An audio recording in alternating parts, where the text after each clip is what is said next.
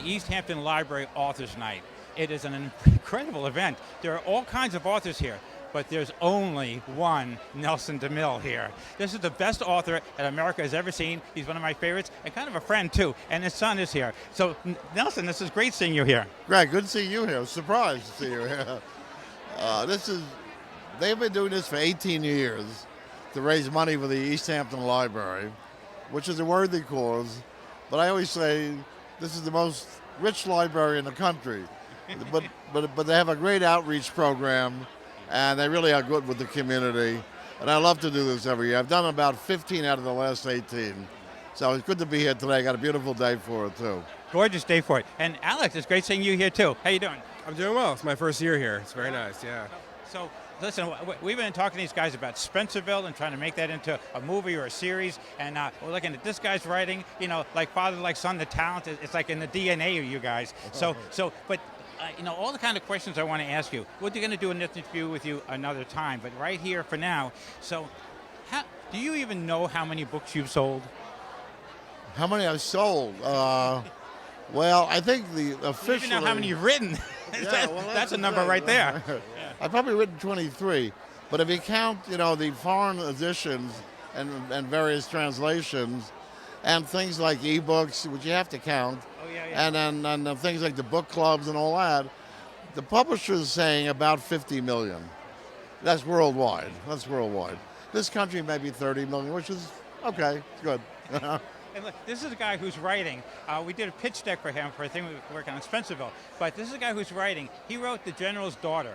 And I forget how much it was made for, but $300 million of box office receipts worldwide with John Travolta. Is that like your biggest returns so far of all your writing? Well, I didn't see a nickel of that $300 million, but Paramount did, and John Travolta did. But I only had the one feature film made. I had a couple of TV movies made. But General's Daughter was my only feature film, but it was a huge success. And they're still talking about making a sequel to it. So, yeah, and it was good. It was it wasn't so much, it was partly ego, you seeing your book on film, and I actually did a good job. The other thing is it brought a lot of readers to my books. My book sales went up exponentially after The General's Daughter came out. So that was good for book sales. People were introduced to my books. And at the same time, the publisher was happy, and everybody else who got a piece of that action was happy, including John Travolta. Yeah. And your agents. And Alec, what are you working on? I'm writing the sequel to The Deserter right now. So we're working on that together, yeah. So I love the father-son collaboration stuff. That is so cool. When I was over at your house and we were talking that night, it's like, I would love that relationship. And you guys get along so well. You're like best friends. You're always smiling together and having a good time. But look at the giant on whose shoulders you're that's a lot of pressure. How are you dealing with that? I just don't think about it. That's the easiest way. Yeah. Best not to think about it. Focus on the writing, have a good time. Yeah. So we're going to come back and interview him some more in a place that's a little more quiet, and we can go into more details of things. But John Corey, my grandfather died when he was 100. And it was incredible that in our lifetime, things have changed so quickly that, like in Gold Coast, you look at that whole era that changed. When my grandfather was born, you rode a horse or you walked. And the car came in and everything else. But so he said, well, all kinds of things change, but people don't change. Yeah. And what you wrote in John Corey, it looks like that guy is such an archetype. It just, nothing's changed. He's like everywhere in every age, right? Yeah, well, John is your typical alpha male and ex-NYPD. And a lot of guys relate to John. He's a little bit too much for some people. We live in a new age. We live in an age of, political correctness. John is not politically correct. And I think this is why he's my biggest best-selling character of all the series. There's a whole different country out there that doesn't buy the politically correct thing. John says things that you and I would like to say, and we may think, but we don't say, but he says them in the book. And I think, people respond to that. They really respond to that.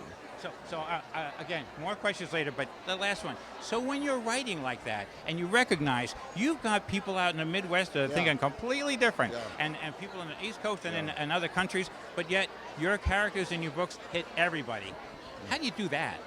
That's one of the toughest things, because It's a big country, and also I have a worldwide market, and I have an English-speaking market in Canada, Australia, New Zealand, the UK, and you can't write for everybody, but you know, it's like you got to stay true to the character, to the human condition, to human nature, but you got to get in touch with human nature and human condition, and not try to whitewash it, not try to overthink it, and just write it the way you feel, and most people will respond to that, as I find, not just in this country, not just in the English-speaking world, but even when it's translated into Chinese, Cantonese, and Japanese, whatever, my books do well all over the world, which I find very satisfying. Cantonese, you know, no problem. Right. Nelson writes it, Cantonese, it'll get translated into it. I'd love that. So, Yeah, and of course the movies, you know, a lot of writers write with the movie in mind. I don't. My books are very difficult to make into a movie. But if you get a good screenwriter like they did with General's Daughter, you get a good actor, good cast. Everybody says, why don't they make your books into movies? They're all cinematic, and you say that too. And you know, you've read my books. They can be difficult to translate into film, but if they're done right, I think you get a product like The General's Daughter, which everybody liked. You know? a standard rule in the movie industry is whatever the writer has written, once the screenwriter does the adaptation for it, the writer usually doesn't like it, but there's this thing that happens is you've got to be able to write a screenplay that is producible. Most writers, if you try to stick to the novel, it will cost you $400 million in every four-hour movie. So that little struggle between the screenwriters and the authors is always there. But I heard that you did something that most authors never get a chance to do. They let you on the set. Oh, General's Daughter, yeah. Well, they don't do that usually. They don't want the writers around. The producer, Mace Newfield, was a friend, and no, but I didn't overdo it. You know, it's like fish and guests after 3 days smell. I went out to L.A. I spent 3 days watching the movie made, and they let me on the set, and I said goodbye, thank you, and I left. So we were done, and I never went back. All of them went, oh, they were so relieved. Listen, I'm loving this. We're going to get a chance to talk again. Alec, great seeing you. Great seeing you too. Thank Nelson, we love you, man. Greg, thank you so much. Good to see you. See you later. Montauk Live TV. Thank you. Nelson. Bye-bye.